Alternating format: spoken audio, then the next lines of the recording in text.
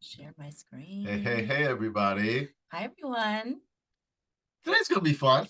Today is going to be fun. Today's going to be something. Today's going to be a request. Today's going to be an invitation. Today's going to be some effort. And some things about today might be stressful. I just want to preface this stuff, social media, people like to be like, we're just having a conversation before. People like to act like, oh, it's just such an easy, simple thing, but It's it's just very okay. complicated. There's so much going on. It's very complicated, and there's so much psychology around posting, around viewing it, around being a participant and a spectator in it. And it all affects our nervous system. So we're going to talk about that today. But we're also by the end of this going to actually post something on social media. This is a work session. We're going to get it done. Today, we're going to use social media to tell our story. And we don't mean this in the abstract sense. We would like to, if you have a story that's sitting on your website that is not being shared with people, or sitting in your head that is not being shared with people, we want this particular story out there so we can do the work that it needs to do of supporting you. Yes, exactly. Today's session is 90 minutes because it will be a work session. You can keep yourself on mute if you'd like, maybe while we're talking, but also feel free to unmute yourself anytime to ask questions. And especially as we're workshopping and we're using some of the tools that we're sharing and things like that. So just an overview of EVC. Again, EVC's mission, we are building an individual, organizational, and collective resilience of nonprofit leaders of color to confront inequities, and we are partnering with funders to leverage the social, financial, and economic resources needed for long-term sustainable impact. Enterprise Ventures of Color. Yeah, the real work that gets real things done. Exactly. So who are we? That's Pamela Capallet, certified financial planner, accredited financial counselor. She's a writer, a finance artist, the co-founder of Pockets Change, Seed Change, and the founder of Brunch and Budget, where you were able to talk about your finances over some food. I was, and I posted a lot of social media posts about the brunches that I had. It was a good time. I bring up the brunch and the brunch and budget thing because one thing that Pam is really good at is helping people find the angle for uncomfortability that people can get into. Where's your entry point in getting into the uncomfortable place? Do you need to have brunch to talk about your money? Yeah. That's cool. Whatever. Yeah. Do you need to have a playlist? Do you need to have a partner? What do we need to do to get into this stuff that's uncomfortable but important? I love that you said that because basically trying to take something that is transactional and making it relational was the whole goal of Brunch and Budgets, the whole goal of all of this. So thank you. This is Dialect. He is an MC and hip hop educator. He has been doing this for over 20 years. 20 years. He is the co-founder and director of pedagogy at Pockets Change, which is a hip hop and finance program for youth. He absolutely brings the hip hop and the arts to finance and uses the arts as a medium to help you understand your emotions around money and also to help you understand how your nervous system interacts with the financial systems and systemic oppression. He's also the co-founder of Seed Change, which is a financial coaching program specifically designed for creators of color. And I've been social mediating for a long time and have always felt like this is a great way to be able to scale what I'm doing and get my message out to more people. And B, this is some self-absorbed vanity project. What am I doing? That's true. Speaking of, Yeah, we've been in some social and legacy media as well. I feel similarly about legacy media. I think a lot of the social media flack for us, our generation, comes from we wanted to get away from the newspapers, the magazines, and get to the people. And then we got on social media, thought that we were getting to all of the people. And to some degree, we get to, but also these guys are in there and have similar level of influence. Exactly. So we've been in stuff. People have acknowledged that we do good stuff, which is cool. One thing I will say about that, it's tough to build social media presence with just like, hey, I'm me and my ideas. But one thing that is really nice is when the legacy cats say stuff about you, taking pieces and reposting is a great way to fill out your stuff. One of my favorites, I was just saying how it always feels rough and transactional for me. But when I've already got one of these cats doing it, I will take this exact screenshot, put it up on Instagram, and be like, shout out to Forbes for saying nice things about me. And I'm done. Yeah, and that's a post. We would like to get to the point today where you've got a thing that you're ready to post. Yeah, absolutely. So Pockets Change, again, uses hip-hop pedagogy to teach students, teachers, families how to liberate their communities through personal finance. Pockets Change has won the 2022 Award for Innovation in Financial Education. And we have our own song contest for kids that just opened up on the 31st. It's a rap song contest about your personal feelings around money for high school and junior high students. Our third winner, Core, right here, is from the Bronx in New York City. And to get more transparent and shameless about the posting thing, this is a Canva built Instagram post that we did to announce the winner. We collaborated with both my account and with the winning student. Yes. And if you know any high school students, the grand prize is $1,000 and a trip to New York City. All 3 finalists are going to be flown to New York City to actually perform their final songs. All of the finalists get a studio and a backpack. Lots of good stuff on that. Yes, which we'll be posting about on social media probably. We will. And to be real, I actually, I often do it so hard and so much that after the contest is over, when we have the show, I go social media dark for like 2 months because I'm just like, Oh yeah, that's another thing to talk about is like you can also leave social media and come back. And people love to say, oh, the algorithm wants you to be consistent and blah, blah, blah. It's true, but that's not what we're using social media for. Yeah, we don't have to work for them. So we want to ask you. We've been saying a lot of it. I've been trying to be as transparent on myself. What have you said? Well, first I want to say we are not social media experts. We have done social media. We do social media. The things that we will be sharing are our own learnings and stumblings within social media and things that have worked and not worked. Oh yeah, and while we're disclaimering, there is no guarantee that any of the posts that we create together are going to go viral. We don't even know how to. No, that's not what this is about today at all. So what stops you from posting? Feel free to unmute or share in the chat if that's easier. I want to ask you, what stops you from posting? Well, I was just saying, yeah, like my energy to do so. Sometimes I feel like I don't have the capacity. Sometimes I'm worried about, well, is it even going to reach the audience I need to? Sometimes I'm just like, I don't have the creative energy for that. I want to use my creative energy for something else, and it feels like work. Oh, I love this. Time and energy, not having graphics ready. Oh, talk about that. Yeah. For a lot of these very visual ones, right? Yeah. Twitter's become pretty not that useful anymore, so you can't just be typing away. Yeah, not being on social media. Right? You're like, I'm not even in the space. I know my perfectionist self has stopped me from posting. Tell me about that. Just wanting to make sure that I'm not just putting whatever into the world, right? Not feeling, I want to make sure that whatever I'm saying is really going to land with people and it's really going to hit. Ooh. Perfectionism for sure. Also was being previously managed by another department. I know how that is. You're like, you know what? I can't even do it. Mm-hmm. Yeah.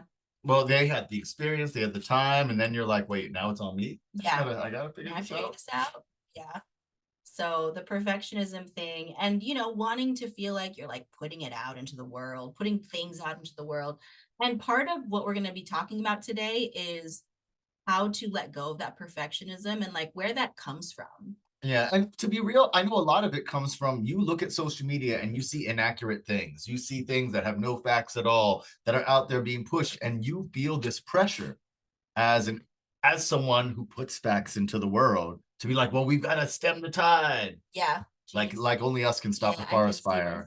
That being like that, I'm perfectionist. Yep. But also there's so many posts that look super good. That's true. And there are also posts that hit you that look like whatever. Also pressure because some people's stuff is so good. Yeah, right. That is so true. You're like, oh, if I could just be as good at them, I would post all the time. I have halfway created a post about something where I needed to do a video, and I see somebody else already did it, and I'm like, well, they've already covered that subject. Yeah, I mean, we talk about personal finance. Everyone covers personal finance. Everybody talks about but you'll get it there. I'm like, oh, oh man, am I just adding? And then you just like talk yourself out of it, right? You're like, you know what? I'm just not going to do it. And I just have to be honest. I have to confess that. So I got off social media for a while because I got diagnosed with an autoimmune disease, rheumatoid arthritis. And I'm coming back from it. I'm getting the medication I need, all of these things. And I almost stopped doing social media. I was talking to my content manager and I was like, listen, not having social media on my phone has been so great and all of this stuff. And she was like, I completely respect that decision. And also, I just want to offer you another perspective that other people are still on social media. And even if you're not scrolling, I believe that she said this to me, that I believe that people need to hear your voice, that you and dialect have something to say that people need to hear. And that's what got me back on social media. I only do it for work. Yep. Yep. Same here. Same. And there's ways to do that, protect your boundaries while also acknowledging that like your voice is important in the mix of these things, and you don't have to be on it all the time to contribute. And it doesn't always have to be work stuff. Feel free also to share that recipe you like.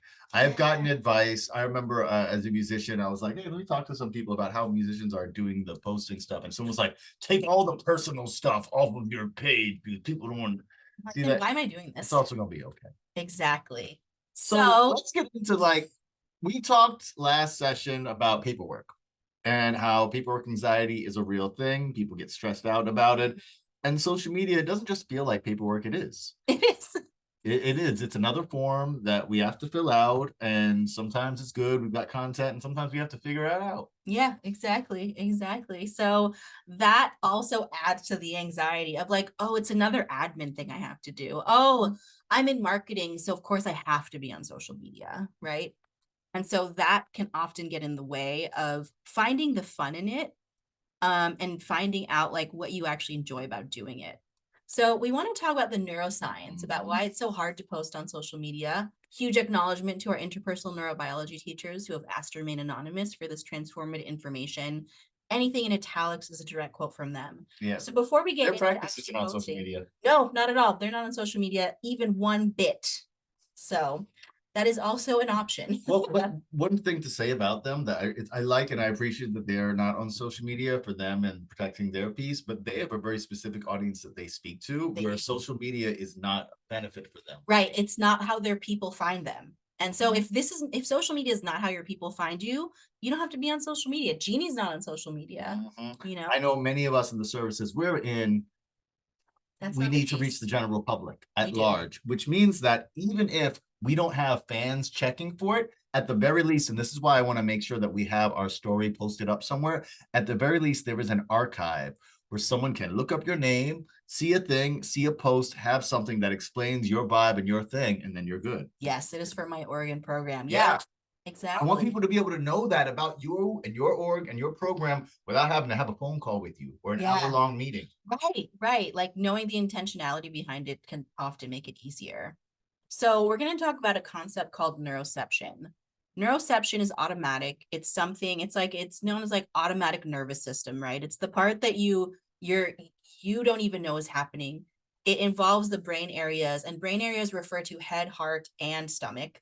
That process cues of safety, danger, or life threat. And what this means is that even though you may be consciously reading the cues, you're unconsciously feeling vibes. You don't even know it's happening, but you like sense in the room. And with social media, it's hard because there's nothing to sense. So your body's like, is it dangerous? Because it doesn't feel safe. And the thing that we've learned about neuroception is that you cannot envision the future if your body doesn't feel safe in the present. It's basically the thing about you know when that teenager gets in a fist fight and you're like, hey, why did you punch them? And they're like, I don't know. They're not lying. They don't know because they can't see the future. They can't see the past. They can only see this present moment because that's how you stay safe. Yeah. And it feels like there's danger. So I need to react. And the vibes thing is a real thing. You know it is because the first time you had to do a workshop online or address people online, right? You said that joke or that thing that always gets you a little thing to let you know that people are involved. Right, I don't know. Right, this is happening. It's true. So for some people, posting on social media puts your nervous system on high alert. It just does. You're like, what if people hate it? I spent all this time on something and got one like. No one cares what I have to say and no one sees me.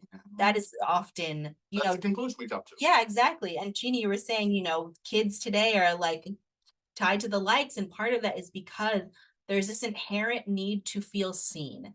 And social media is telling you, if you don't get these likes, if you don't get these views, if you don't get these comments, then nobody sees you, right? Then you don't exist.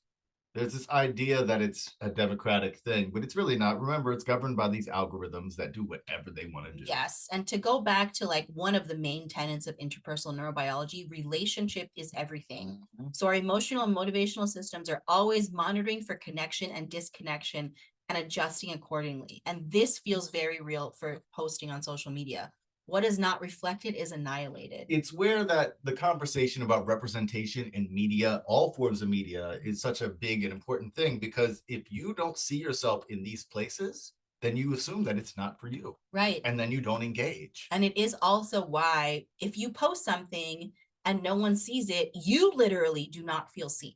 It's like, oh, either what I have to say is wrong or not good enough, or maybe it's me personally, my delivery and my face is just wrong for it.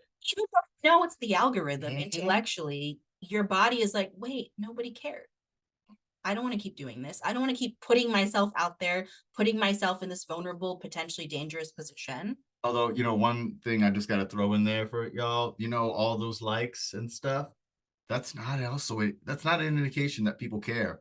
A funny thing that musicians have been finding is they will make posts, make songs, make things, get lots of likes and comments, and then will go on tour and see empty arenas. Oh. Because people gave them likes. Yeah. Boop, boop. But they didn't buy They the weren't tickets. getting in the car, buying a ticket, going to the place, learning the songs, being a part of it, engaging. So even, I just wanted to say out there, like, even for the heads, we're like, oh, I'm getting a bunch of likes. Itself isn't really engagement. Yeah. It's for, right? Yeah.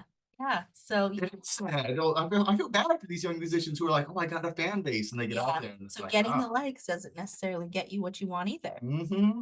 So here's the reason why, right? If you have likes and comments anxiety, which I feel like we all do in the room, it's the difference between social media being transactional versus relational, and the difference between validation versus belonging. Social media seems relational. It has the word social in it, right? But the reward system is inherently transactional. Likes, comments, and views are points of validation and not belonging. Yeah. It's like what Dialect was saying, you know, getting a bunch of likes, it's like vanity metrics, right? It's like, oh my gosh, people think that this person's awesome because they have a bunch of likes.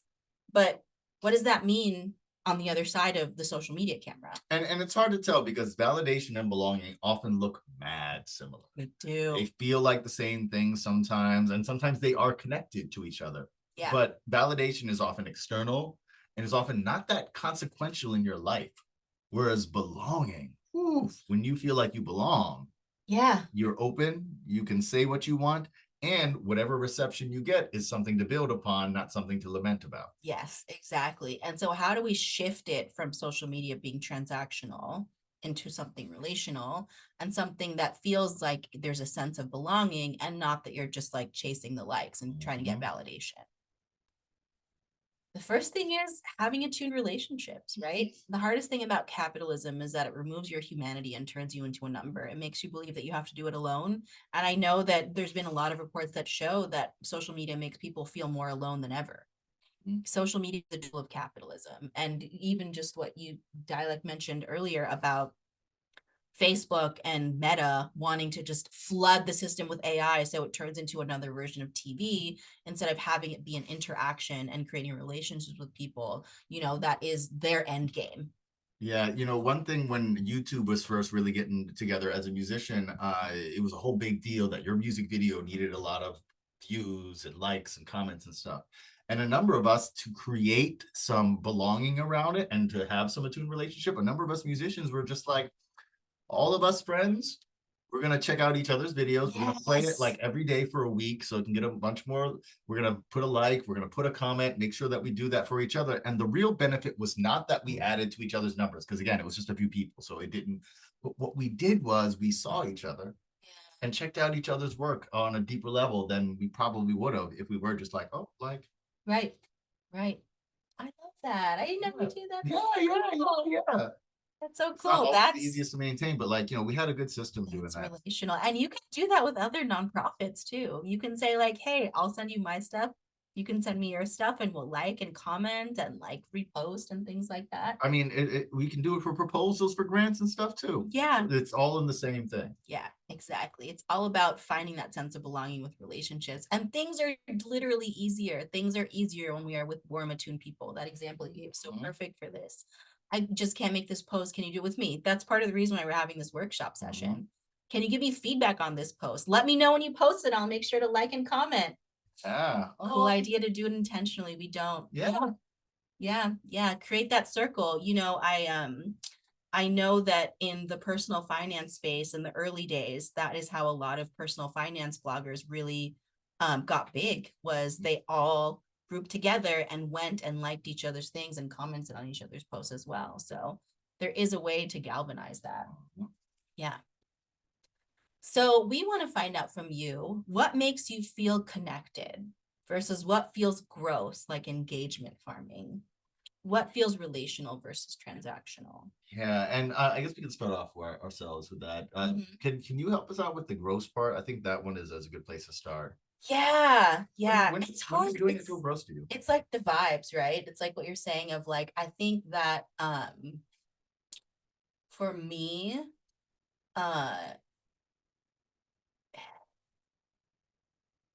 I think that when I get obsessive about, I know when it feels gross for me is when I'm checking social media every 5 minutes to see if I got a like.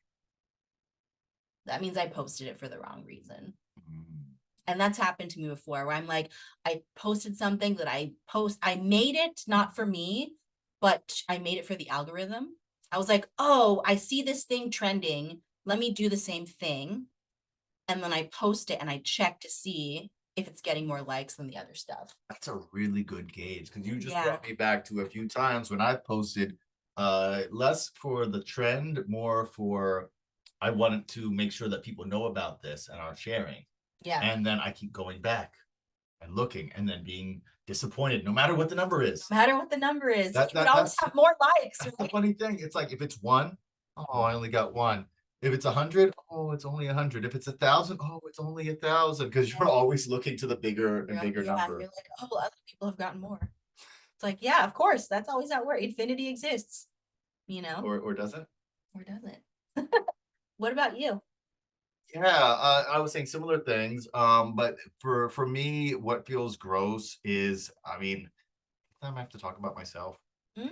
Interesting. Yeah, even when it's not really engagement farming, I have stopped myself from posting things that are about me, not just about an idea, a program, or a community that I want to support. If it's just like, hey, I have a thought, or hey, a thing will go, what, little old you? Why are you trying to do all that? Right. And then if you don't get any likes, it's even doubly hurtful. Because you're like, oh, I put myself out there. Oh, I love this.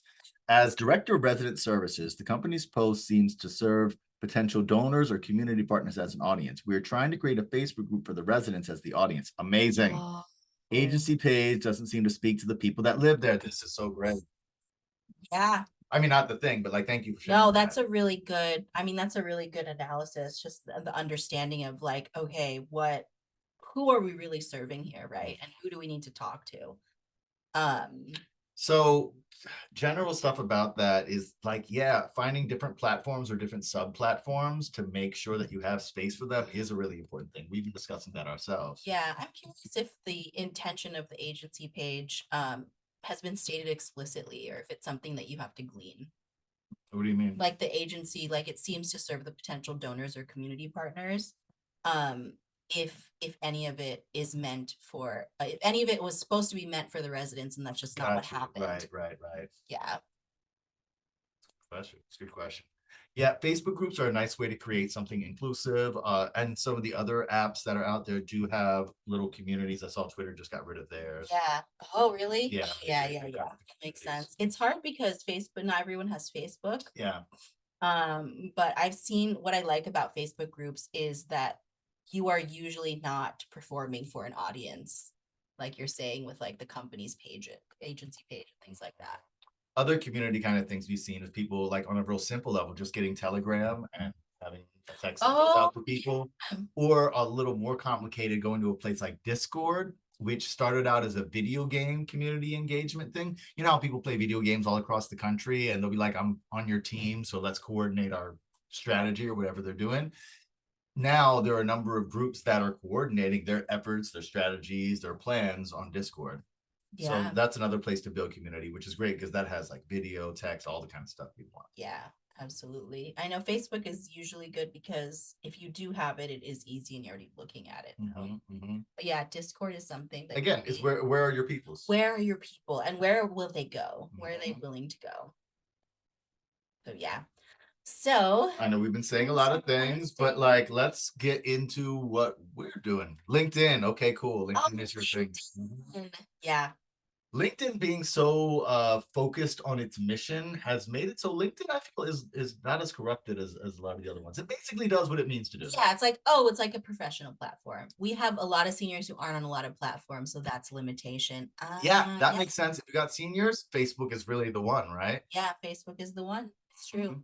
Yeah, yes, but LinkedIn is really good for business engagement, for sharing those kinds of things, professional things. One thing that I found that LinkedIn is really good for is professional advice.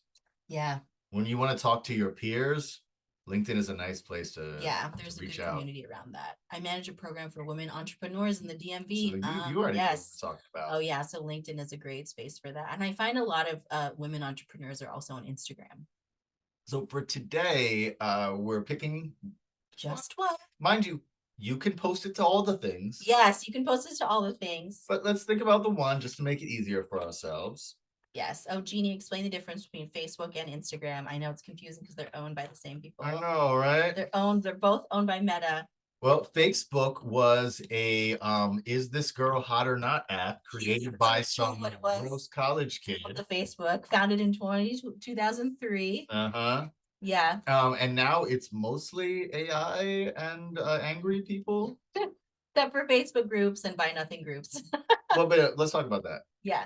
Talk about what? The Facebook groups and the buy nothing groups. So yeah, Facebook itself, it's a place where, you know, it's pretty easy to get on now, but it's not very connective. Yeah. But the thing that has made a lasting connection are these groups in Facebook. Yeah.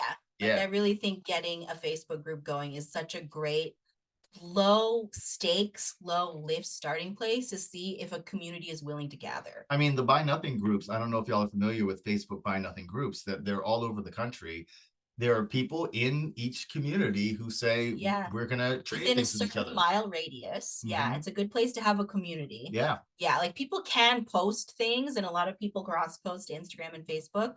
But Instagram is, from what I see and who I follow, a lot of it is influencers and people who have businesses who are trying to promote something or sell their services. Instagram feels much more one-off, because even if I'm posting about whatever recipe, that's just one post that you're seeing on my Instagram, and you can go to my page or anything, but Facebook will have an archive with the group of recipes. Yeah. The thing that's great about Instagram is what Dialect was saying earlier about it. And I think for the company's posts and things like that, for having it be a place that feels archival, where even if you don't have a lot of likes on your Instagram posts, people will go and check you out and see if you like this is like your personal newsfeed in a lot of ways. And looking at your Instagram, I was telling you how I gotten advice that I need to take all the personal things off my page, and I didn't do that, and I don't agree with that personally. But what you can do in auditing the profile that you have is what is on mission, what is still on mission, because sometimes you've got some stuff up there from 6 years ago and you're like, I don't actually believe that, or we've changed a lot of what we're doing around that, so that isn't a good representation of me anymore. Those are the things that I would cut from those. Yeah, exactly. So tell us what platform. I think LinkedIn is going to be one. What image/video? The image can be text-based and the video can be something that already exists. You don't have to make anything new. You don't have to make new content. Yeah. And, worrying about the graphic or the image or things like that. One, we're going to, Canva exists. We're going to go through Canva, but also it can just be text. And I will tell you, text, the algorithm likes text, especially if the text kind of looks like a Twitter text. But there are plenty of people whose Instagram posts are literally just text, and that's fine. Optional stuff is to have a text or in a caption. to have tags or a call to action. These are things that people tell you should have in your post and blah, blah, blah, and all this stuff. We put as optional because don't let that stop you from posting if you don't think you have the right. I never tag my posts anymore. People don't do that. I have sat on posts until it was too late or it missed a really important window because I didn't know the tags or I didn't have a caption ready. So yeah. Yeah, you can always go back and edit your caption later and add tags and a call to action and things like that. The whole point is to post. One thing I do want to say about the text and the image thing, this is a marketing thing I learned in music a long time ago. You notice how most album covers that you see, especially for new artists, have a picture of the face? It's not very original. It'll be like the face. Maybe there's a color. Maybe there's some other stuff on that. And it's not because they're all beautiful people. It's because when you see someone's face, you're more likely to trust them, to believe them. There was a study that showed on social media, I think it was Twitter in particular, where you can have an image or not have an image. Images that had a picture attached, especially if it was the actual author, but even if it wasn't, if it was like some other random person, was more likely to be believed than ones that did not have it. Yeah. Yeah. There's just a trust in being able to see people's faces, see people's eyes. And if we can't do it in person, we'll do it digitally. Right. So yeah. So default to a face if you're trying to pick an image. Well, and also if you're trying to, yes. Yeah, if you're trying to convince somebody of something. So yeah, these are the things you need to have, literally just the platform and then what's the image. That's it. And we'll talk about making it in a sec. So today's post goals is who is it for? So knowing your audience, right? And what counts as success?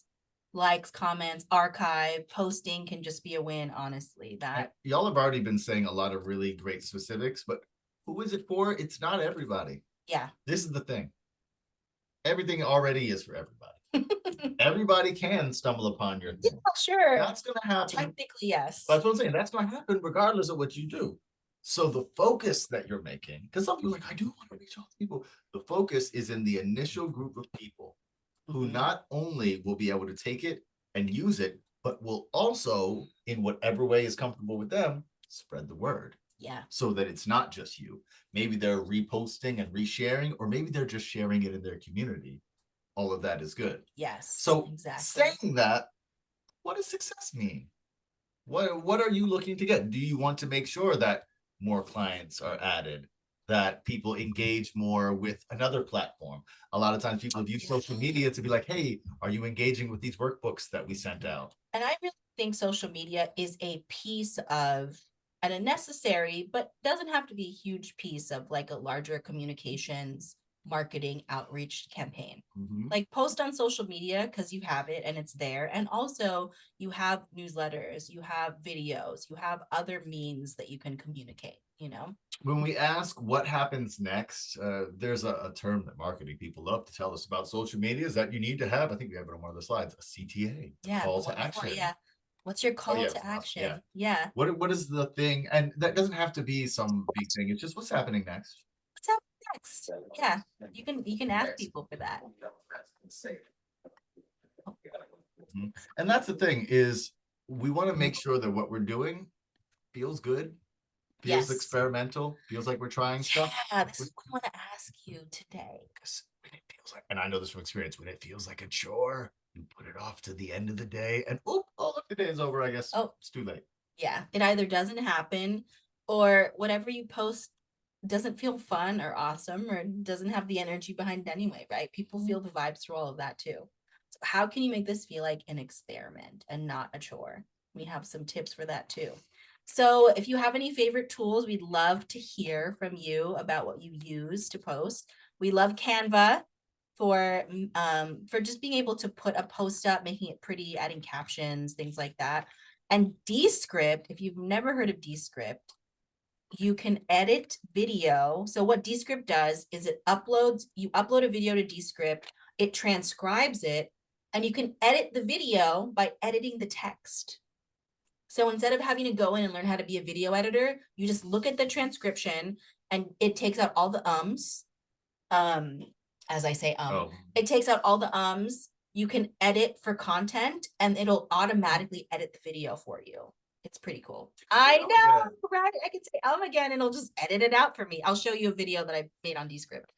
And then how do you like to post?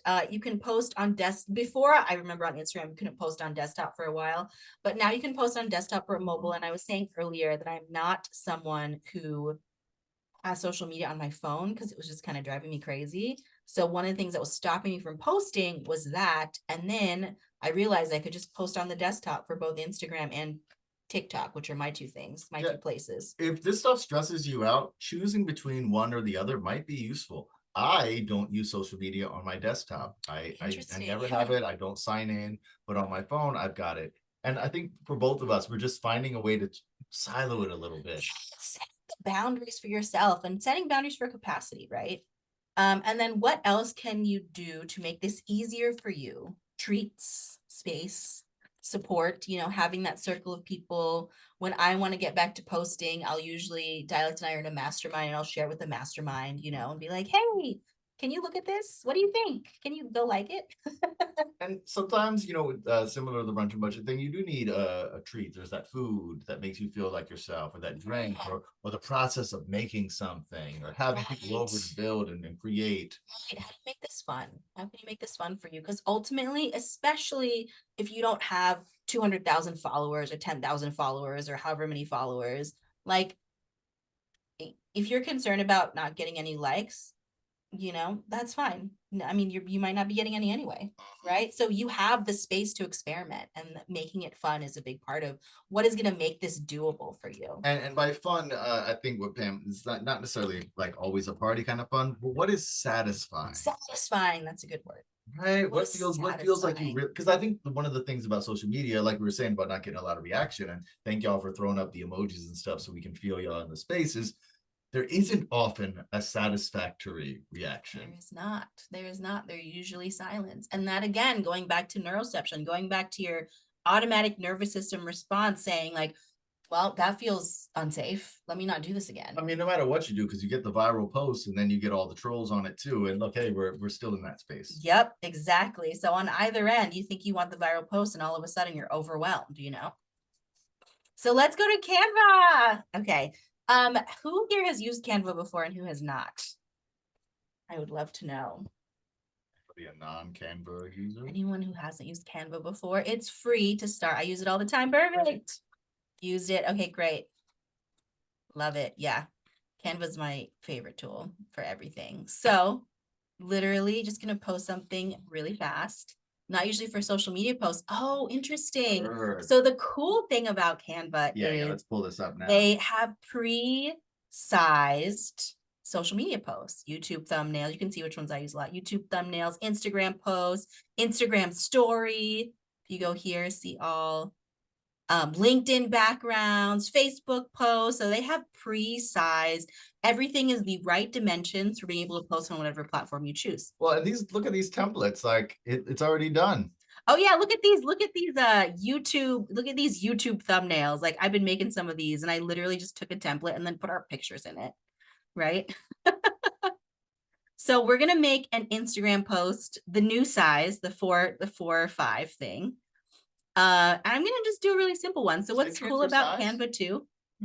Yeah, no, they're not squares anymore. Yeah, they're like little reel, in between a reel and a square. It's very, yeah. Oh, you've never used look at all of these templates that are available for Instagram. And look how professional they look. They look like stuff you look at. Just fill in. Oh, I like the quote behind whatever you want. Oh, this one's pretty. Okay, so I'm going to do one really simple one. What about that one? Oh, hold on. No, I'm going to do one really simple one first. Okay. So here's what I'm doing. This is like a Substack post, a newsletter that I put out that I put on Substack, and now I'm going to make an Instagram post about it. I am going to just take this part. Screenshot? Oh no, you're taking the text. No, I'm just taking the text. Okay. Literally. Not new content. You didn't write anything new, right? This is an old article. New. Literally, and I'm just going to resize it. Good size. Feels a little small. I'm going to resize it. Let's see if I can make it bigger. And this is literally going to be my post. I'm going to put some space in between and do all of that. Let's see. Hold on. I need to be an expert on everything, blah, blah, blah. Let me make it a little smaller. I just format it real quick. Oh, I see. Yeah, because you took the part of your article that's the most soundbitey. Exactly. I just took the part of my article that's the most soundbitey. And change the font size. Make it smaller so that it fits on the page. Although I'm just going to put a random title. Well, can the first one be the title? Is that not right? Oh, that's even better. Daily reminders for myself. I'm just like putting it in a different context. You see how I was just meddling? That was unnecessary meddling. I was like, oh, that looks like it could be the. It's okay to meddle. And literally, like, this is going to be a post. So I'm just going to share it, download it. No, you're not putting a background on it? No. I don't feel like it. You don't have to. You don't have to. You don't have to put a background. So like I said, look, this is just a text post that I did. So now I'm going to post on social media. I know. I'll pull that up later. Literally. There's some with your face. Yeah, there's some with my face. So I'm going to talk about an experiment I did where I called the garbage post challenge, where I posted 100 posts in 30 days. Okay. Yeah, so we're going to open. Next. I'm not going to filter it. Next. And then my text is just going to be the text. And I'm going to share it. And that's it. That's my Instagram post. Wait. It's going to take a second. This must be a big post. I know, right? So now we can do is we can play around with it. And we can look at Canva. Now that's a challenge. 100. Oh yeah, I'm going to tell you the results too. We'll talk about it. It was a fun challenge. Yeah. And now my post has been shared. And if you look at the Instagram, there's plenty of posts that are just text, plenty of posts that have graphics. It's a mix. I'm not like let's have a brand kit and make sure that everything looks the same and blah, blah, and all this stuff. The thing that we found with that, the brand kit and all that kind of stuff, those things are helpful and can work at the highest levels. If you already are getting 10,000 likes, it can get you to 20,000. Yeah, exactly. But it's not the thing that's getting you from 5 likes to 10,000. So look, you can add a template as a new page. So if I wanted to just experiment with a different setting, I could post the exact same thing. Look, and it even has reminders. So this is adorable, right? This is cute. Don't let those dreams fade away. Oh, they kept that one. It kind of works. Yeah. And then now it looks like this is literally just the same text that I copied and pasted. It's a Canva preset thing. And now it's done and ready to share. The end. It's just text that already, you probably have text that you already have. And look, they have so many like little reminders in the notes app. Oh, this is cute. Like this is me and all of this stuff. So there's tons of ways to design in Canva that just make it super easy and it looks super professional. And I just did that in like 5 minutes. And one of the reasons why we're asking about repurposing content is a lot of times you think that you don't have the great statement about the organization, this thing that really clearly explains the mission. But do you know what you have? You have examples. Yep. And those tell the story way more than some exposition. You know, like in the movie when the person's like, let me tell you the whole history of this thing, and it feels fake. But when it comes out naturally in the things that you do, it makes sense. Yeah. So feel free to repurpose the things that you're already doing that illustrate, even if they don't explain the thing that you do. Yeah. Let's talk about that too.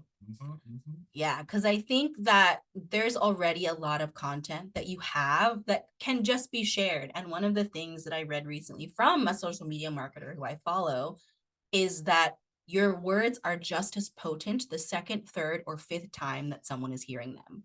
People need to hear a lot of this stuff over and over. You know, it doesn't get into us until they've done studies that show that you need to see something at least 7 times for it to even enter your consciousness and have it be part of your memory. Oh, this is very real. I'm already super nervous about posting and I overthink. We're saying we're here with you, but not getting any subscribers is disappointing. Yes. Yeah, no, I hear that. So let's talk about that because we have a challenge for you that we already mentioned, the 100 posts in 30 days. We didn't make that up. That's something that I did. We found from someone else, a great social media marketer. And a huge part of it is these nerves, that overthinking is your body saying, hey, this doesn't feel safe, so I just don't want to do it. And then you overthink and you try to make it perfect, and the same result happens anyway. It's why you keep checking for things. It's like in the house, you keep looking for that thing because you don't feel safe. You don't feel like you got it. Yeah, exactly. So This is the garbage post challenge. You may or may not, this may or may not resonate with you, but I'm going to tell you what happened. So in July, I did this in July 2024, the garbage post challenge by Simone Grace Soul, that is a great social media marketer, to post 100 things in 30 days. The only rules are that each post must have at least 2 words, and you must post something, anything, every day. So I know, right? That sounds scary. When I first heard this, I was like, this is insane. Who is this person? Because I want to address this, like, not Yeah. getting subscribers is disappointing. And one of the things about that is I think this challenge really addresses that. Yeah, Oh, absolutely. AI. Let's Oh, get any into that thoughts in a second. about using AI? So I have tried using AI for social media, especially writing captions and things like that. And going back to wanting social media to feel relational and not transactional, AI for me, if my goal for social media is to connect to people and to give people a sense of belonging, and for me to feel like I can be vulnerable in the social media space and like share with my community, AI does not resonate with me. So I don't think it would resonate with my people. Yeah, our audience have a lot of artists who are already wary of AI or straight up anti-AI activists. And the people that we send out stuff to, they look for it and would call that out. We've seen them call that out on other people who do that. So for us, it's like even risky thing. So I think the audience does matter a lot. Yeah. We were talking before we got started about Meta and what they're doing with AI. This is the thing about AI and using it is you can use it to make a thing and something will be up there. But what you will be contributing to and competing with are the people who own and run the platforms. Facebook and Instagram, Mark Zuckerberg had a statement who said about we're planning on using more AI and creating more AI accounts so that these experiences can just be TV. It's something that you would Passive. watch, You're a not something spectator. where you're expected to post. Yeah, or participate. Mm-hmm. Yeah, that's the goal. It's like basically self-driving cars, right? And from Nicole, I outsource because I figure they can do it better, but they also get no subs or engagement. So Yeah. I feel stuck. Yeah, no, we used to outsource too. We tried outsourcing in multiple ways. We hired a social media manager, we hired interns, things like that. And the reality is that, like, especially at first, outsourcing only works if you are clear on your voice. Oh man, what's that that movie? So I saw a trailer for a movie I'm not gonna watch because they showed the whole movie in the trailer, but it was this love story about this guy who made a robot to go on dates for him. Oh, and the robot went on a date and fell in love and then found out that she had made a robot too. Yep. And then their 2 robots fell in love and ran away. Yeah. I'm just saying, a lot of the AI stuff is starting to get to the point of it's like robots talking to robots. People call it the dead internet theory. We're talking. No, maybe it doesn't make sense to post. Yeah. Spotify is doing it too right now. They're replacing Rolling Stones and a lot of those great bands with AI bands that do cover songs and making playlists that they push out to everybody. Yeah. So, again, it is a tool that can be used, but I want you to think a lot about your audience and your intention and what you want to get out of it. Yeah, like the things that I like about AI are, for instance, like this is like pre-made. Descript is like AI transcribing something so that I can edit it. Funny, my 9-year-old asked if Siri can talk to Alexa this morning. Right. Oh my God, one day they probably can. We'll have a debate. Have a debate. Oh my gosh. So the point of the garbage post challenge is high volume, no overthinking, embracing imperfection, minimal editing, and no self-censorship. In other words, show your nervous system that you are not in danger when you post on social media. I guess what you're doing is creating a space for yourself that is safe to do social media. Exactly. And so that is the goal or the purpose of something like this, is to post so much and focus on quantity and focus on just like letting your thoughts get out there and letting your ideas not be perfect and letting them just be free and see what happens, right? If I did this on my personal page, people would check on me to see if I'm okay. That's possible. It's true. Or they might not even notice because they won't see them all. Well, yeah, but you know, people will check on you to see if you're okay, and maybe check on you to see if you need to travel. They're like, hey, I've got this opportunity. You did this great. Yeah, who knows? I feel you though, right? Yeah, I feel you. It is overwhelming just thinking out there. Absolutely. 100 3 things is things a a lot. day. Let me show you how it played out for me. So I did this in July, like I said. I did the post be personal and or business. It can be a mix of both. So I did this in July. There's no rules, literally no rules. The only 2 rules you saw were each post must have at least 2 words and you must post something every day. There's one other. She said also post it in your native language. Oh, yes, also posted in your Well, native at least language. your communicative language. Yes, that's what, yeah, 2 words. Yeah, 2 words in your native language and the one you communicate in. So this is what happened. I did 35 Instagram posts / reels, 13 TikToks, which were literally just reposts of Instagram reels. They weren't dances? No dances. You don't have to learn a dance. I did 80 Instagram stories and I did 5 Substack posts. I had 2 viral TikTok posts accidentally. One that had 80,000 views, 7,900 likes, 400 plus comments. I'm going to show you this post was originally a text-based Instagram post that I recorded myself reading. 20 times engagement on Instagram compared to June 2024. Not because I was getting likes, but because I was literally just posting more, because the real headline is most posts got 2 to 10 likes and some posts got 0 views or likes at all. Some people didn't see any of it. So again, about reposting. I started here. This was the very first post I made. Where is it? Talking about money doesn't have, I just had it was just a thought I had. I literally just pulled up Canva on my phone. I didn't even format it. Look, talking about money doesn't have to be scary when it's hard. 3 likes, 0 comments. You know, every time I tell myself wants or needs to, you know, I just literally all of the thoughts that I have. This post, I ended up turning into a video as well. So the thing that I found myself experimenting with was, can I turn this text that I just wrote into a video? So one of the texts that I wrote is, where is it? Here. I had a client who was 26 years old, never had a credit card before. This got like 50 likes, which actually, well, really good for my Instagram. 51 likes, I count. 51 likes. So yeah, 51 likes. Oh, how did I do that? Is that the algorithm? No posts? So I think we were saying about not getting a lot of likes on the post. Is that the algorithm? Most definitely. The thing that's annoying is there are times for a number of reasons why the algorithm's like, I'm not going to show this to people. Yeah. It's like, it doesn't fit with like what we're trying to show people right now. Yeah. Sometimes it has to do with a trend. Sometimes it's just because there's a bunch of things that got posted at the same time. Yes. Oh, Nicole, how did I do? Sorry, I missed. How did I do that?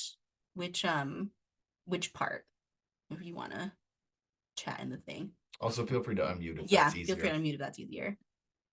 Oh, so got you, yeah. Yes, got you. So it's like super analog. All I did was I took this and I read myself. I read it on camera.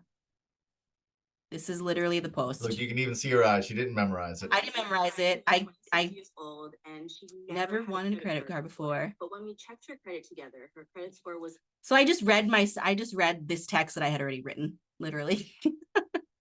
That's it. And this is the post that went viral that got 80,000 likes. Yeah, it's that simple. You don't have to. The thing is, the whole goal of the Garbage Post Challenge is to get you comfortable with putting your face on screen and putting your words out there or putting your images out there that you want to share. That's it. Yeah, and it's okay if you don't get any comments. It's okay. Can we go back to the last joint? Look at. It's okay if you get random comments. My mom did the opposite of this. My mom did it. Oh, look at this. Privilege and access, wealth is a stretch. Look, because they didn't like my headline. Right? Yeah. You know, whatever. This was very overwhelming, actually, as a moment for me to be seeing all of these. But I got, we started with, I think, 80 TikTok followers and ended with 208 by the end of this. Yep, another one went viral. This one, which is literally is that Canva? Sound. You know, like right there. This was like 15,000 views. Just a random. I saw like this all the different social media icons. Is that Canva? Yeah, that was Canva. Yep, that was a Canva post, and that was posted. So when you make it there, you can just put it on whichever one you want. Yep. You can literally, when you go to design, you can tell them what you want to make. So when you hit create design, you can look up. Let me see if they have the TikTok or LinkedIn. Oh yeah, let's do LinkedIn. LinkedIn article cover image, LinkedIn background photo, LinkedIn career background, LinkedIn carousel, LinkedIn life tab. There's the light thing. TikTok photo mode, TikTok. That's probably what I did. TikTok profile picture, TikTok story, TikTok video. And with Canva, they will also caption it for you. Pretty great. Which is awesome. And you can post directly from Canva. Look, if you want to share this design, you can just post directly, link your Instagram to it, link your TikTok to it. You can post directly on. That's it. And you're just done. And you're just done. Yeah. So literally, I've never had a viral post before. I was barely on TikTok, and it just happened in the middle, like in the first 10 days of the challenge. And then honestly, like nothing else happened in the challenge that was exciting. That was noteworthy. But what did end up happening was my engagement 20x'd because I was just showing up. And like you see, you can even see if the likes 39, 20, 14, 16, 65, 16. And mind you, if 1. No one saw this one. on the influencer tip, this type of numbers will have you like, well, then I guess you just failed. Yes, exactly. It's like, whatever. But I also experimented, right? This showed up on Instagram and got 65 likes. On TikTok, for some reason, it got like 400 plus likes. So one of the things that the garbage post challenge really opened me up to, yeah, sounds like they add up. Exactly. Thank you. Is just like, let me see what performs on Instagram versus TikTok. I started inventing my own experiments within the garbage post challenge because my goal wasn't to get likes. Literally, the only goal I had was to post. And, you know, to not necessarily worry about going viral or becoming huge from this, but this is how you find your purpose in the place. If y'all are familiar with Lil Nas X, the rapper singer guy, he's a social media person, and he made a lot of different songs in different genres with different vibes, whole different things. This kid didn't even know who he wanted to be. And then he got success in one area and decided to go in that direction. Yeah. And I'm not saying you have to be like that or you agree with like the way, but this is how you can find what matters to you, to your organization, and how you create belonging. Yeah. Oh, great. Lord help me. I need an accountability partner. Word, yes. That helps. You need someone who, especially if you want to do the garbage post challenge, you need someone. Wait, do I have a, oh, yeah, here. Safety is the intervention. I have a social media buddy to send your post to. Literally, when I was doing the garbage post challenge, I was sending every post to like you and then our other mastermind person. One thing I would suggest that or invite that I think is great is the group chat. Yeah. You know, the actual social media of our people, your group chat of people that you trust and love, and be like, hey, y'all, I'm doing this thing. I'm doing this challenge. Do y'all mind if I, you know, hit y'all with these and, you know, say some stuff, give me some feedback, or just give me some validation, give me some affirmation. Yeah. Whatever it is that you need. Whatever it is that you need to keep going.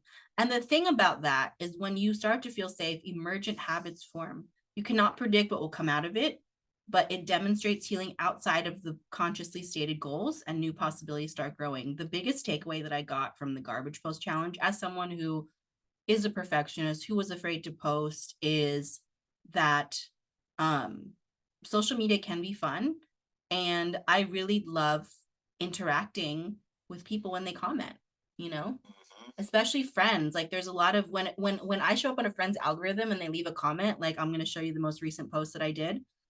I'm just like, oh my God, it's you. I haven't seen you so long because you live in Ohio, but you know, fun. I know. Yeah, no, I know. Literally, I started having fun. Like if you look at some of these where I'm just like, oh, look, Mercury retrograde is very anti-capitalist.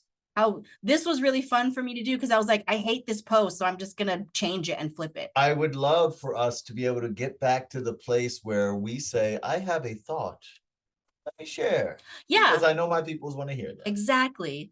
Oh, from Mia. Oh, yeah, yeah, go ahead. If we're planning to host a Facebook group for residents to keep them in the know about what's happening, do you recommend we also engage them otherwise as well so the page is more engaging? Yeah, absolutely. That would be awesome. That would be awesome. That's a huge part of building community. Can we talk about something we just did? Yes. About the celebrating the win? Yes, totally. Yeah. So I think it just got posted. Yeah, I think it was just posted too. Yeah. So one thing that we did, so we actually, if you're interested in joining, we started something called the GetShameless Community Chest on Fourth Wall. And this is our version of a community that we're building for artists. But one of the recent posts that we did was someone shared a huge win they had by watching one of our workshops.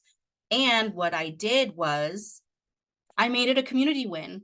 And I said, Shannon nabbed a new client, increased her hourly rate for the first time in 4 years after watching our workshop. So I made it the cover of the YouTube video about how to set your rates and just shouted her out. And it looks so official with the Canva. Yeah, I just made this on Canva. It took me 5 minutes.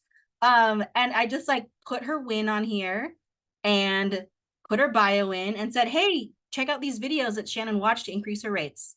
So absolutely, if you can figure out how to engage your community outside of just like, here are the facts, I think that will tell the algorithm that people are paying attention to this community and will show that the happenings in their feed more. Yeah, and think about for yourselves, what do you want to celebrate about your community? Is it some wins that they have going on? Yeah. Is it businesses that are being built that you would like folks to share to? Things like that. Yeah, exactly. And if you think about the goal of social media is to create relationships, right? And to have attuned relationships, then like Dialect said, it can be going to your people in the group chat and being like, hey, can you relate with me here? And I think that's what Pam means by fun. It means it's a relational thing. It's real to you. And that's why you'll continue doing it. Yeah. Whether it's enjoyable, no, that's situational. Right. Exactly. But if it's real to you and the effect and outcome is real, you're going to do it. And that's what we want us to make sure that we do. Because really, and I take my breaks and do my things. And a thing that I've learned, if you don't do the thing that you are supposed to do, if you don't do the thing that you're here to make happen, that you know that you have the special insight on, worse people will.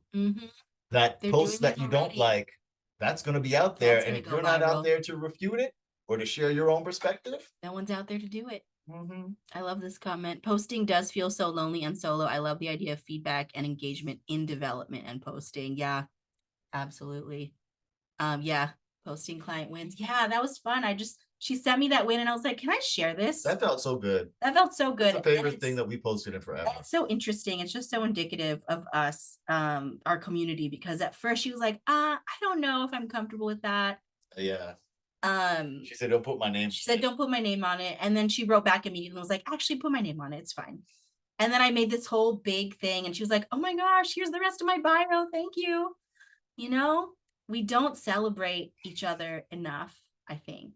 And that's something that is very share worthy. I don't think we can celebrate each other enough. I think yes, whatever amount that we're doing, we can do more. We could do a next one. Or we can always do more celebrating. Yes. So in terms of repurposing the same content, this is something that I posted recently. So my best spending hack. So I have a Substack, my best spending hack. So this went out in a newsletter, got posted on Substack. And then I did an Instagram post with an image and a link to Substack that I just made on Canva. So that's this. Look, it got 1 like. No one saw this. This is my first post in a long time. Isn't it a nice picture? I just made that. Read all about it on Substack. And Substack is basically like today's version of blogging. It's just a blogging platform. It's a new medium. It's big with journalists. A lot of the journalists who either they got laid off or they don't agree with the values of these magazines that are becoming so much more corporate, they've been building their followings on Substack. Yeah, you can get paid subscribers on Substack, which is why a lot of people do it, is there's free and paid versions. Yes. Oh my gosh, I follow. That's where I get my real news is on Substack. Yep.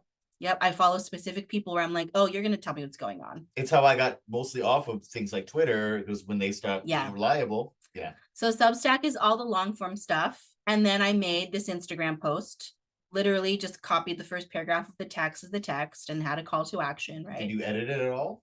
Edit what? The first paragraph, or did you just copy and paste? I just wrote read all about it on GetShameless.substack. And then I did a YouTube video of me reading it. So yes. Thank you. Yeah. Just any pictures, honestly. You can take like screenshots of your face in a video that you like or things like that. This was something where this is from like a couple years ago where we like had a photo shoot and just like had someone take a bunch of pictures of us that I still use. Whenever you do that personal company office photo shoot, or if they offer those, get as many of those and you can use them for a while. Yeah, you can use them for a while. That's from a couple years ago. I did a YouTube video of me reading it. So I just literally read it. And then I posted an IG reel and edited it in Descript. So that's this. This was just like an edit, and look, it posted, it let me, Descript let me put captions on it and did this little like cute little sound thing. Look, it even has Descript on here. And I read the whole thing, but this video ended up being like 2 minutes after editing it. And these are the two friends who I know who are like, oh, you saw my post and left a fun comment. So that was fun. And then I posted it on TikTok as well. That's it. So one post got 1, 2, 3, 4, 5, 6 different things out of it. It's pretty good. Yeah, It's a you number of can different places. You can use the same exact content. And I posted it twice on the same thing. I posted it here as an image, and then I posted it here as a video. And they're even back to back. They're even back to back. I'm like, I don't care. Yeah, you can kind of mess around, especially because you can archive anything or delete anything. So it's all yours. It's all yours. So really, like, if it doesn't work out and you hate it, you can always delete it. So kind of the last thing before we get to it is how do we make us feel Can you go back to that? What did it say? ID real. Can you go back 1 second? Yes, please. Let's wrap. Of course. It said ID real edited in Descript. Okay, got it. Descript. Oh, yes. Yeah, let me see if I can pull up. Yeah, you can pull up Descript. Yeah. I have it. Pretty cool. There's a free version for up to 10 hours. Here it is. So you literally upload. Oh, can I confess this feels overwhelming for me not feeling super tech savvy? Yeah, I hear that. Yes. Thank you for saying that. So I would lean on Canva. If you don't feel super tech savvy, don't worry about editing videos. That kind of is the thing that Canva is about. Canva is so amazing for just literally so many templates. You don't even have to go on to the site. You will need to connect Canva to those sites, but someone can help you with that. Yeah, just start exploring Canva. Yeah, play with it. Yep. Just messing around with these apps. That's part of the garbage post challenge, is literally I am fast on Canva, which I was not before until I did the garbage post challenge. Yeah, and also about the stress and the not feeling good at it. You weren't that good the first time you played the trumpet. It took a lot of doing to do it, and a lot of sour notes. Yeah. Descript, this was the first time I used it ever. You see, there's only one video in here. And watch here. Let me see if I can show you how it works. It's kind of cool. So I think I click on no annotate. See, I don't even know how to use it. I'm clicking around like I know what I'm doing. I don't. Mouse. Here is my spending hack. How do I even edit right now? As you're saying, you're not tech savvy. I'm like, I forgot how to do this. Text and copy. No, that's adding text. Oh, wait, because I'm not trying to edit the image. Oh, here, show timeline.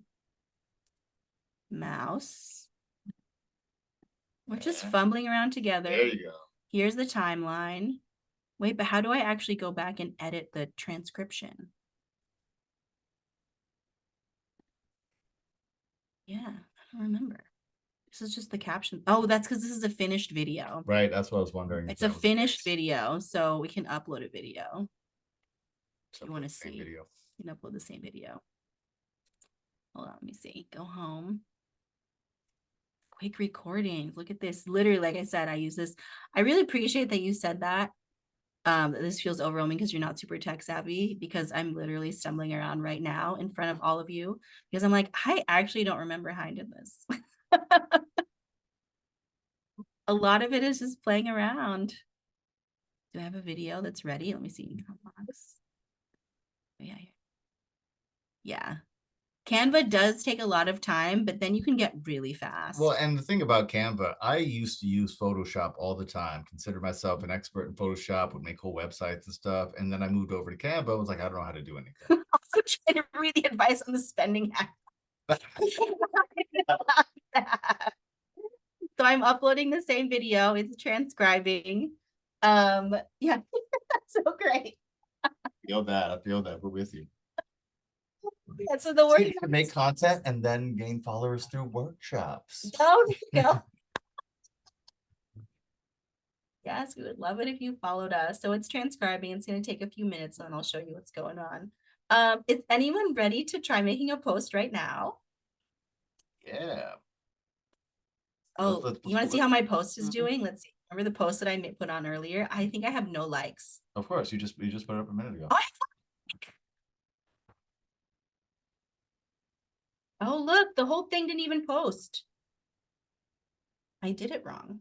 That's really funny. The daily reminders thing isn't at the top. I was right. Oh, and the bottom. The bottom isn't there. I think it's a good ending. That's really funny. You got its first like. It did. Yeah, I got a like. It's exciting. Also, the thing about the garbage post challenge that really helped me was like getting excited if I got one like. I was like, oh my God, I got a like. Someone liked my thing. 54%. Yes. How are y'all feeling? Is anyone ready to try to make something?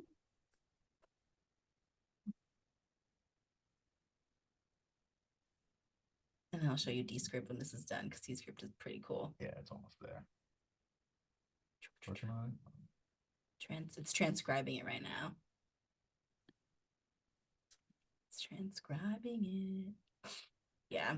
And I will probably go back and repost that. I'm not gonna lie. well, and to talk about the post, and yeah, I mean, and also again, yeah, it's got one like right now. It's you could I did pull it that so down. many times. You could take it off and repost it, and it's fine. The thing that got me started on the garbage post challenge was just posting the stories. There are so many things that I see on Instagram when I scroll and I'm like, oh, I want to share this. And then I just don't. And I just did. If anyone is in the room and you're listening to us say, hey, let's pick out a thing to post, you're like, I don't know what to post. What are we posting? Easy thing is, what's the big values? What is a big, simple value of you and your organization? Is it a thing that's right there on your website? Is it a thing that you said a bunch of times? It's a thing that you've already posted about. Feel free to do that. One of the things that we started doing is we started taking our phrases that we say, wants are needs too. Oh, yeah. Saving is an action, not an amount. Look, there's one that I created that was literally just, I made this on Canva real fast. Financial gaslighting, wants versus needs. Financial liberation, wants or needs too. And this is literally just something we always say. We're annoying with. We say it, always our say friends are like, oh, yeah.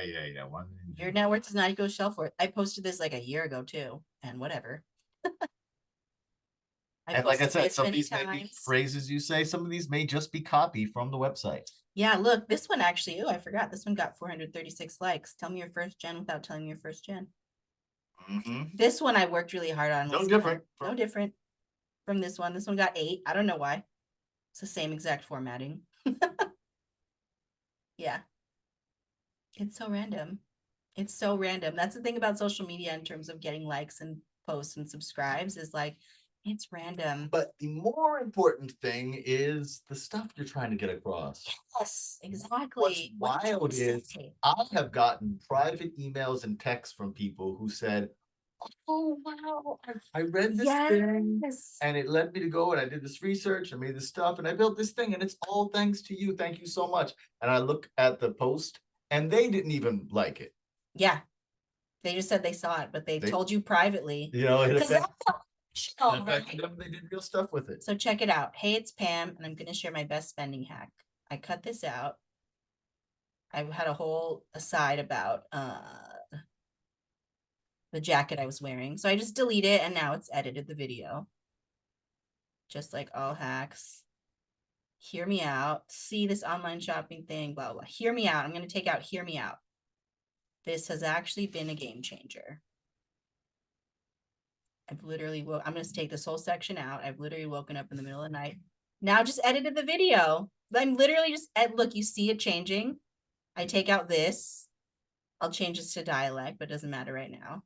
Stay tuned for that story. It doesn't matter. So the video is editing as I edit the text. That's all Descript is. I uploaded the video, waited for the transcription, and the video started editing. And then you're able to, on the side, be able to, how did I add? Oh, you can edit for clarity. You can remove retakes. You can use studio sound. You can remove filler words so it automatically finds all the ums for you. And by the way, when you we're can have it do eye contact. This is something that someone told me about. This is AI stuff. This is algorithms. I mean, you know, the AI is such a messy term because it's supposed to be machine learning, but it's really just describing algorithms. These are algorithms who do this for you. Yeah. So if you've ever worried about taking a video and like, what am I going to do this video? How do I edit it? I don't like how I sounded. Descript will make you sound good. I did notice when I had a spurt of posting on LinkedIn, I did start getting a bunch of new requests, but then I lost energy to keep it interesting because there was a whole lot going on. Love that this is showing not all content is photos for big events and happenings. Yes. Yeah, I feel like that a lot. I am like, oh, I don't have to, I have a, and like we said about repurposing, Yeah. you'll see Do it celebrities do it. They'll be like, here's a throwback to my album from Throwback. 7 years ago. It's not repeating a post, it's a throwback. Mhm. Yeah. Yeah, no, you can whatever. I think that if you're gonna try the garbage post challenge, one of the things that I really learned from it, you know, I've said a couple of things before, but one of the things I really learned from it is that that what I have to say is valuable. Even if it doesn't get likes, even if it doesn't get the like viral posts, even they weren't all viral, like me putting it out there and getting it out of my head was valuable to me. And it was valuable to the people who needed to hear it and see it. And that's something that you don't have to, especially those of you who have larger organizations, you don't have to have that entire burden on you for it to continuously be you, your thoughts, your ideas. Yeah. It can be our thoughts and our ideas, and yeah, the group can be sharing some of these. Yeah. And I think that not getting caught up in how it needs to look is one of the other biggest takeaways. That one that you said you're going to repost it because it came out wrong. How does it?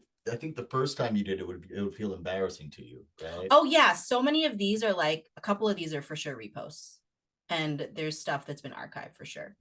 Yeah, now I'm like, oh, there's only one like, I'm probably just gonna delete it and then repost it with the correct, like, with all the words that I wanted in it. And when we're talking about getting over these feelings so we can make some actions, that's it in practice. Yeah, exactly. I might even just post this one that I made right here. The second one, I was like, oh, I already made another one. Let's see if this performs better. Hilarious. Yeah, I've also, just to share further under the hood of the garbage post challenge, is I've posted 2 of the same thing but formatted differently and then archived the one that didn't do as well. Yeah, like if I post both of these things and only one of them does well, then I'm like, oh, let me just archive the other one. A/B testing. I was just experimenting the whole time. I think that's the big thing of it, is that this is an experiment eternally. Well, you know, it's like what a doctor says, it's a practice still, because they're still trying. Yeah. But yeah, that's all we got for you. Any reflections? You've all been sharing reflections. Thoughts, yeah, we've been digging the thoughts. Again, if there's anything that you're like, I'm ready to post right now, because like I said, we're happy to make this a work session. Happy to make this. We're happy to be your social media post buddies, your accountability buddies. Let us know. I just have a couple questions, like to do's, like how to do stuff. So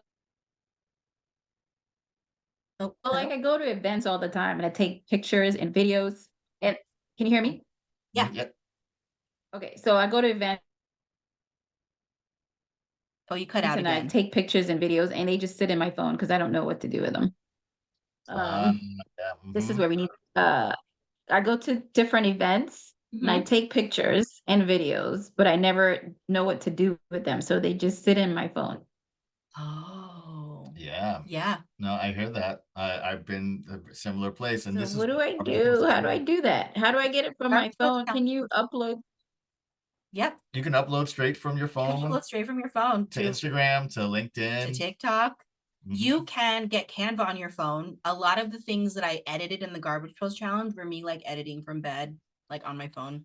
And you don't have to have a clever thing to say about it. It could simply be, hey, I went to this event and it was great. Shout out to the people who did it. They're awesome. Yeah. Tag them and then you're done. Yeah. Oh yeah. Look. Do that all the time. Right. Do that all the time. Yeah. Yeah. And when it feels good to you, then you can do the funky stuff. Yeah.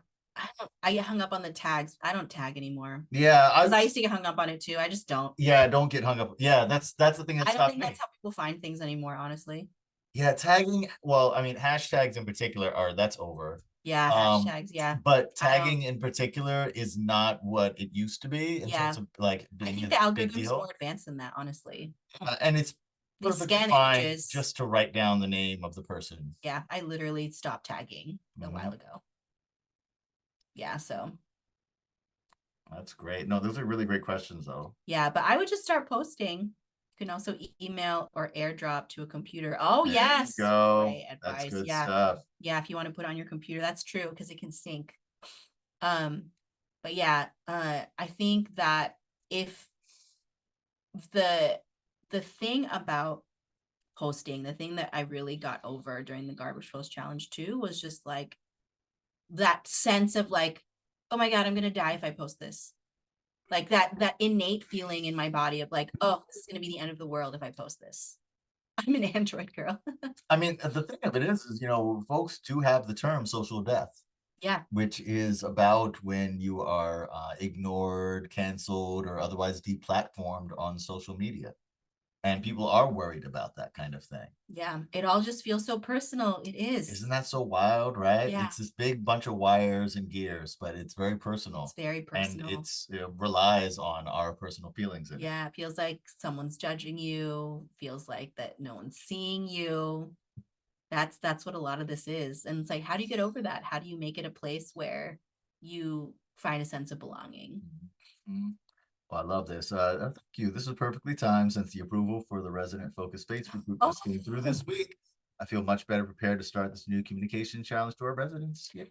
That's awesome. That's awesome. That's awesome. We'll be able to share that with them who, maybe even scared themselves to be able to put it in. Yeah. And I think, the personal thing matters. It does. And I think in terms of retaining our humanity and retaining our autonomy over it, keeping it personal is a big deal. Yeah. And not to, and feel free to, if you need to use the robots to write your messages and things like that, but also maybe do your thing. Yeah. I think that they have weaponized social media, especially these algorithms have weaponized that sense of it feeling personal. Mm-hmm. And so how do we take that back? Yeah. I mean, one thing I will say, and I know we're going to run in a moment, is we don't need to, as personal as it is, we don't need to be, because we're all, I guess, mini celebrities in this thing, the type of celebrity or influencer that minds their own trauma for others' enjoyment. Yeah. Or even minds their own trauma for others' edification. I don't think that's a necessary thing. I think you should, feel free to share any traumas, traumatic things, or stuff that you want to get off your chest to share and relate to people, but we don't need it for attention. Yeah, it's true. Oh, another comment. Oh, yeah. I have a big campaign I'm launching later this month. I feel like I have some great strategies from this class. Yeah. I don't have much, but repost for today. That's great. Which I already did. No. Hey, I will say for your own personal archives. Yeah, you might want it. Hashtags are nice. I did a tour, a cross-country tour where we had a hashtag and like technically I guess fans could follow along, but what was really nice is like years later I can find all of the things from that one thing. It's true, yeah. But yeah, don't let it stop you from posting. Mm-hmm. Don't let it stop you. Yeah, basically. We can all be queens. Don't stop. I use generic ones, so that makes sense. Yeah. Yeah, that's cool. Generic ones are fine too. I remember when we hired a social media coach and she like had this whole list of hashtags for us to sift through. Oh man, the hashtag and being like, oh God, I'm never gonna do this. Well, and that did stop me from posting. You'll get all these advice from these experts, and some of them have relevance, some of them have less relevance. But really, if it's not going to help you do it, then what we doing? Yeah. Ooh, I'm just now building my brand for the nonprofit. I'm just now building my brand for the nonprofit. My thoughts were to take content from my website and resume. Perfect. I think that's fantastic. That's fantastic. Just start. Because I will tell you, once I started posting a lot, more ideas kept coming. And as I posted and as things came through me and I kept doing it and kept posting, ideas beget ideas. I'm currently reading this book by Naomi Klein, Doppelganger. She's also the writer of No Logos, who came up with the idea before personal branding was a thing that we shouldn't worry about being brands. And the thing that happened to her is she became a brand. In fact, half of this book is talking about how she tried to make being an anti-brand her brand. I say this because, wrapping it up with the personal stuff is I don't want us to feel like this brand thing is this big, weird entity that's outside from us. Yeah. It's us. It's a piece of us. Maybe it's only the side that we want to share with folks, but that's all. how our aspects of our personality work. That's what it is. So feel free to allow these things to be personal and real. If it's real to you, maybe it'll be real to other people. If it's not real to you, who's going to be real to? Oh, I love this. I feel like I'm trying to edit the challenge like a push-up or diet challenge. If I find something more digestible for my readiness, maybe 30 posts in 30 do 100. Do 100. I was about to be like, No, 200. 200. oh, There's something about, and you see, I'll pull up the slides push-ups again. on your knees. I'll pull up the slides again. One-handed push-ups. It's like fungible, right? I did 80 Instagram stories. Most of my 100 was just like, oh, I like this thing. I just want to share it real quick, right? 35 IG posts, 13 TikToks that were just reposts of IG reels. So just do 100. Do 100. That's really funny though. I've totally done that before. Because when I first saw this too, I was like, oh, 100? Like really? Like how do I? And then I started like doing the overthinking calculation. Like, does that mean I have to post like 5 times a day? What if there's a day where I only post one thing? Do I have to post 10 things the next day? Like, what does that mean to post 100 things? And then I just started doing it. There's that old adage about the pottery studio. Oh, yes. The pottery teacher told 2 of his students, one of you is going to make the perfect pot, the best pot possible. And we're going to do 2 different methods.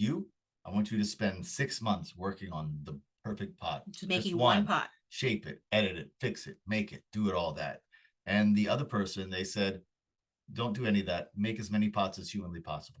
As many as you can. Just keep making them. Don't worry about it. Don't worry about it. Don't edit them. Don't reshape them. Don't fix them. Just keep doing it.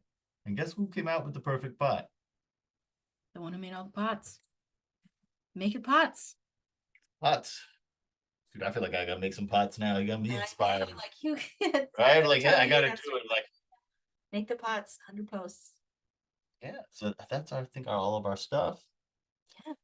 Questions. Thank you for all of the things that you've been sharing. Y'all been mad, transparent, and vulnerable and real. I like and subscribe to all of the stuff that y'all are saying.